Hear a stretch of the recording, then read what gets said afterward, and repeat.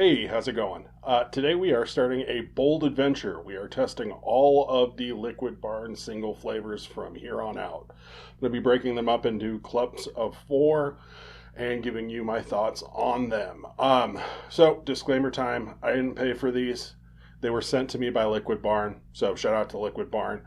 I'm going to be breaking these down into largely thematic groups here. So this is going to be the first batch of the beverage flavors. Today we're going to be talking about their Dew Mountain, their Cherry Blossom Tea, their Cola Freeze, and their Cappuccino. Starting right out, I have their Cola Freeze.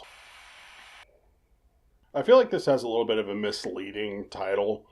When they say Cola Freeze, I think what they're trying to say is it kind of tastes like a Coca-Cola Slurpee, but you put freeze in the name and you assume that there's going to be some sort of cooling in here. What I do get out of this is I get a cola syrup, which I could see kind of being used in a cola freeze, but by itself, this flavor doesn't really remind me a whole lot of a cola Slurpee. That actual cola syrup's pretty nice. It's a thicker, sort of heavy, warm cola flavor. It's missing a lot of the really interesting parts about cola, that sort of like effervescence and those sort of sparkling, spicy top notes, that sort of dark vanilla. I don't get a lot of that with this. I do get sort of a heavier, flatter, sweet cola base. I think the sweetness here kind of backs that up a little bit. It definitely tastes like a syrup. The mouthfeel, again, further sort of reinforces that syrup vibe. It has a very heavy, sweet, almost kind of like high fructose corn syrup, filmy mouthfeel. It really does a fairly good job of sort of conveying a cola syrup flavor. In terms of off flavors, I've been noticing with some of these Liquid Barn flavors, they tend to be a little bit warm and waxy. That definitely works here. It really helps convey that kind of syrupy stickiness of it. The first thing you could obviously do with this is add in some kind of cooling and sort of get yourself back to that sort of cola Slurpee vibe. I personally suggest WS-23. I mean, somewhere around like 0.5% of WS-23 should do wonders. I think this has a texture to kind of carry that cooling and do a Slurpee pretty well. I think outside of making this into a Slurpee, if you wanted to use this for the cola here, I think you're going to need something a little bit brighter with some better top notes. On the bright side, just so happens, Flavor Arts Cola is fantastic at those cola top notes. And so you could probably take this at around like maybe 6% and then add in maybe 2% Flavor Art Cola. And I think you have a pretty nice, like syrupy, sticky, but still bright cola flavor. The actual cola part of this cola freeze isn't so overwhelming that it's going to absolutely dominate everything that you mix it with. So I think if you take one of the sharper root beers, either Flavora, their root beer at a low percentage is really top heavy and it has some really nice spice notes, or even Flavor West's root beer, which has a lot of the same thing going on. It's really sassafras heavy.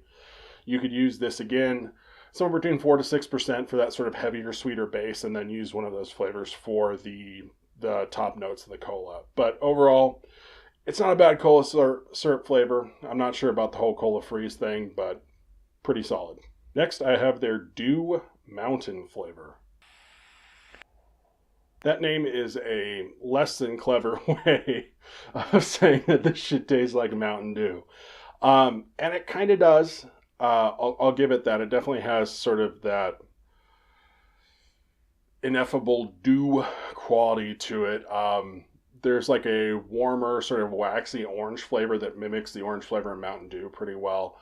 I do feel like overall this is a little bit soft for me. It isn't nearly as vibrant and as obnoxious as you would assume something based on Mountain Dew would be. I do get like a little bit more citrus beyond that orange, maybe a little bit of lime or lemon, but it doesn't really fill up the vape. You just get like a little bit of brightness at the beginning, and then the rest of the vape is that sort of heavier, waxy orange flavor. I've seen some complaints about this tasting like strange and metallic, and I do kind of get that out of this. I think my test had been steeped for about 3 weeks, and it just kind of tastes like it came out of like a hot can, like a if that makes any sense whatsoever. You do get like a little bit of like a metallic tinge to the flavor. It's a little soft. It isn't really punching me like I would really want a Mountain Dew flavor to sort of punch me. I think in terms of using this, I think there is enough of a dew here that you could kind of use as a base to go for your more, fancy exotic dew flavors. I think if you wanted to bring in some candy grape, you could do a pretty decent like pitch black flavor, I guess. Or really blow out that orange. You could make something like a live wire. I think this retains enough of that essential dew quality to kind of carry those sorts of profiles. I don't honestly know all that much about Mountain Dew and how to sort of expand this flavor. My initial suggestion was maybe bringing in a little bit more orange or like tangerine to kind of fill out that orange note a little bit, and then bringing in some FA lime distilled for a little bit more like carbonation. I was told by ID10T, the one and only, that apparently you need some pineapple and some honeydew to kind of fill this out. So if you're already versed in dew flavors, you probably already know how to do that. But yeah, this isn't bad. It's kind of a solid base to build a more complicated Mountain Dew flavor on. Liquid Barn suggests mixing this at 9%. And even up at 9%, it was still like a softer flavor. It wasn't particularly overwhelming. It was even weaker down at like half that percentage. So I'd definitely be up around that like sort of 9% mark with it. Sort of not my thing, but I'm not super into the profile either. So you may have a little bit better luck of this, but it is sort of a decent stepping stone to something that tastes like Mountain Dew. Next, I have their Cappuccino. This was a really pleasant surprise, actually. I came into this with fairly low expectations because it's a coffee flavor and it's a brand that I haven't used a lot of their concentrates, but it's actually pretty good. I will say it doesn't remind me much of a cappuccino, where I'd expect like a sort of more aggressive, heavier espresso kind of coffee note. To me, it tastes a lot more like a mocha. The coffee that is here is pretty good. I get it mostly as sort of a lighter coffee backdrop. I do get some like darker roasted notes. But the really cool thing is it doesn't do that whole burnt popcorn thing that you get with like more aggressive coffee flavors, like FA's dark bean or whatever. I'm also picking up a good amount of chocolate in here, and it does sort of fit that mocha kind of profile. It doesn't have any like really dark or exotic cacao notes or anything like that, but it does feel like somebody squeezed some chocolate syrup in your coffee at some point. I definitely get sort of a chocolatey top note to it, and it kind of bleeds into the base a little bit. Overall, I wouldn't say it's too aggressive. It feels like a really nice accent. The actual chocolate flavor, too, there's nothing weird or off about it, which works out really well. But, yeah, that's kind of pushing me towards mocha with this. There also feels like there is a pretty distinct cream component to this. So your normal cappuccino is going to have some steamed milk on here, but this feels quite a bit more substantial than that.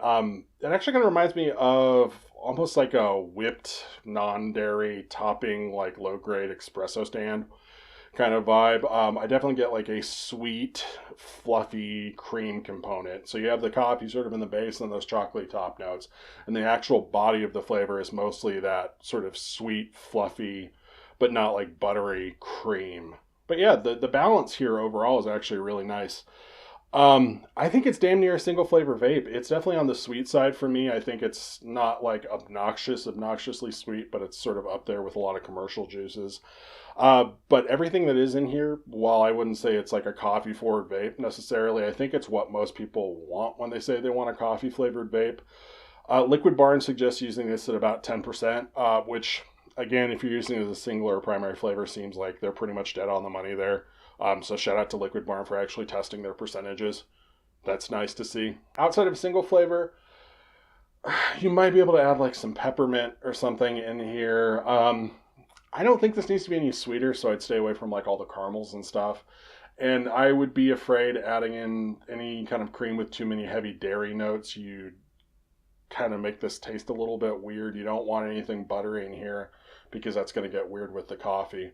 But overall, very pleasant surprise, very solid solo flavor. And last for today, I have their Cherry Blossom Tea. What I get out of this is a whole lot of cherry blossom with kind of a tea note in the background. The cherry blossom here is really solid. Reminds me a lot of TPA's cherry blossom. Same basic kind of cherry blossom flavor if you're familiar with that at all. It's definitely like a sort of lighter candy kind of cherry, but it managed to sidestep most of those weird, super aggressive off notes that you get with normal cherry flavors. It's a pretty good compromise to get some cherry in a juice without absolutely blowing it out with like off-gassing plastic. The main difference with TPA's cherry blossom is going to be the texture. I feel like TPA's cherry blossom by itself, it's kind of like powdery and chalky. It kind of feels like one of those compressed chalk or sugar or whatever the hell candies. This is definitely a little bit fuller. I think that warmth and that waxiness that I'm getting from the Liquid Barn flavors really helps kind of take that powdery edge off of this. The tea itself, for me at least, is fairly subtle. I do get like a little bit of tea taste, but it mostly shows up in sort of the warmth and the mouthfeel. There's definitely a tea warmth here. While it isn't as sort of bitter and earthy as I'd expect for like a heavy black tea flavor, I do get some of that kind of astringent tannic mouthfeel out of it that actually works pretty well. I think if I had to peg it in the real world, it tastes more like you'd find in like a white tea or like one of those obnoxious, overly sugared like tea beverages. But overall, I think it works pretty well as an accent to that cherry blossom. It kind of fills out that cherry blossom, keeps it from going too weird on you. So as always, you can't get entirely away from cherry off flavors. I will say cherry blossom is a good way to not get a lot of them, and this is a very smooth sort of cherry blossom flavor. I do feel like I can feel this getting just a little bit plasticky, but if you're already signing up for cherry blossom tea, I don't think there's anything to be too up in arms about. I would say I think the tea note here could use some bolstering. Some FA black tea would work really well. I'd also maybe look at Favora's lemon tea. Mostly because of that tea note, but that lemon should actually help to sort of add a little bit more brightness, another dimension of flavor to this. I think it'd be a really good pairing. In general, if you're going to be pairing this is pretty close to a solo single flavor. But if you were looking at fruit, I'd probably stick more towards the citrus end of things. I think you could add in some more florals or like some jasmine or something, but then again, you sort of like risk ruining the balance there that makes this like not an obnoxious kind of floral mess. Liquid Barn suggests mixing with this at 6%, which again seems pretty close. You could probably go a little bit heavier if those cherry off notes don't really bother you, but I don't see a whole lot of point in going too much lighter. It's a little bit thin at that point. But yeah, I mean, if you're in the market for a cherry blossom tea, if you're into the profile, this is a pretty good application, and hell, it comes out of one bottle, so that's worth something. So I hope that helped if you're looking at these flavors. I'll have quite a few more videos, again, breaking these down to like 4 flavor clumps and going over them. They're going to be thematically tied together, but I hope you want to see how well the rest of the Liquid Barn line vapes, because that's what I'm going to be doing.